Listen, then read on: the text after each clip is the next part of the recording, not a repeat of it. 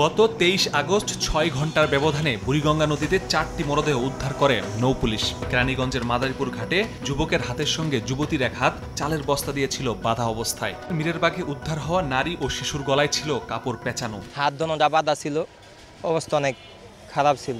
লাশটা দেখি দূরে সাদা হাজার দেখে আইলাম, দেখার পরে পুলিশ উড়ে এলিয়ে গেল।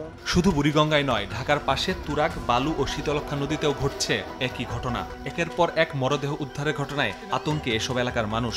নেংকি লাশ ফালায় তো এটা কারা ফালায়, কে ফালায়, এটা দেখার দরকার আছে না। নিরাপদ করার জন্য অবশ্যই এটা কার্যকরী পদক্ষেপ নিতে হবে। নৌপুলিশের তথ্য বলছে ২০২৪ সালে নদীতে ৪৪০টি মরদেহ উদ্ধার হয়েছে, যার মধ্যে শনাক্ত হয়েছে ২৯৯টি আর পরিচয় মেলেনি ১৪১টির। অন্যদিকে চলতি বছরের প্রথম ৭ মাসেই মরদেহ পাওয়া গেছে ৩০১টি, যার মধ্যে ৯২টি শনাক্ত করা যায়নি। হত্যার পর মরদেহ গায়েবের ডাম্পিং জোন হিসেবে পরিণত হয়েছে রাজধানীর আশপাশের এই নদীগুলো। একের পর এক লাশ ভেসে ওঠায় নদীপথে চলাচলকারীরা এখন ভুগছে নিরাপত্তাহীনতায়। এটি বন্ধে প্রশাসনের কঠোর হস্তক্ষেপ কামনা তাদের।